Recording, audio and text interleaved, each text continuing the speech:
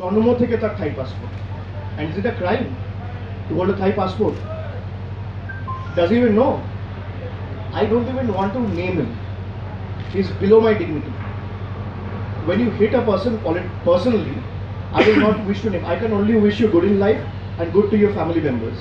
But at the same time, আমি আপনাকে বলতে চাই যে থাই পাসপোর্ট আমার বউ জন্মেছে ব্যাংকক। আমার বউ জন্ম থেকে শুরু করে তার থাই পাসপোর্ট, এই না যে 5 বছর আগে থেকে হয়েছে। From the last 34 years, she's holding Thai passport. What is the problem?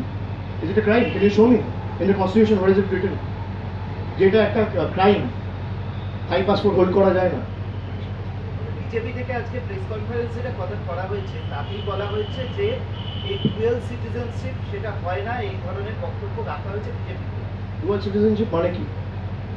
Dual citizenship মানে কি? তার পিআইও কার্ড রয়েছে। পিআইও কার্ডটা কে দিয়েছে? সরকার দিয়েছে। তো ডুয়াল সিটিজেনশিপটা কোথা থেকে হলো? She is not an Indian voter. She doesn't have voting ID card.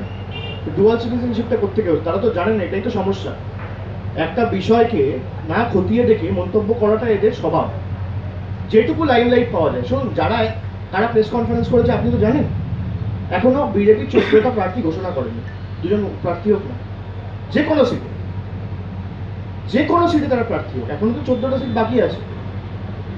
এই 14টা সিটের মধ্যে যারা এসে প্রেস কনফারেন্স করছে, 2টো সিটে দাঁড়া।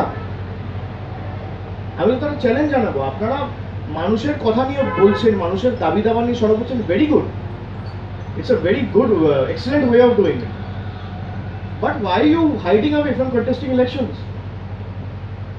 আপনারা এসে কন্টেস্ট করুন এবং মানুষকে বলুন আপনাদের যে দাবি দাবাগুলো নিয়ে আপনারা প্রেস করছেন, সেগুলো অঞ্চলে অঞ্চলে মিটিং করে, বুথে বুথে মিটিং করে মানুষকে বলুন।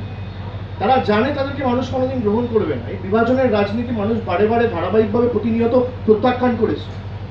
এই বিভাজনের রাজনীতির বিরুদ্ধে বাংলা কেন, আজকে আপনারা মধ্যপ্রদেশ, ওদিকে ছত্তিশগড়, রাজস্থান, মিজোরাম, তেলেঙ্গানা সবাই রায় দিয়েছে, আপনারা দেখেছেন। ভারতবর্ষ চায় না এই রাজনীতি। অভিষেক ব্যানার্জির ওয়াইফ বলে কি গোটা ঘটনা? আপনার ওয়াইফটা কিভাবে দেখছে গোটা এভাবে? দেখুন, আমি প্রথম প্রশ্নই করেছি যে প্রোফাইল কথাটার শব্দের ব্যাখ্যা আমি তাদের থেকে চেয়েছি, এবং এটা নিশ্চিত করে বলা যেতে পারে যে আমার ওয়াইফ বলে এটা করা হয়েছে। কেন? অভিষেক বন্দ্যোপাধ্যায় বশ্যতা স্বীকার করেন, অভিষেক বন্দ্যোপাধ্যায় আত্মসমর্পণ করেন, অভিষেক বন্দ্যোপাধ্যায় এদের কাছে মাথা নিচু করেন, অভিষেক বন্দ্যোপাধ্যায় এদের ফাঁদে পড়েন। তাই অভিষেক বন্দ্যোপাধ্যায় কেমন পারছো না, অভিষেক বন্দ্যোপাধ্যায় স্ত্রীকে টার্গেট করো। এবং ওরা যদি ভাবে যে এই করে আমাকে দমিয়ে রাখা যাবে, আমি আগামী দিনে 1000 বার বলবো, যেখানে প্রতিবাদ করার দরকার আরও হার্শলি, স্ট্রংলি, টাফলি প্রতিবাদ করবো।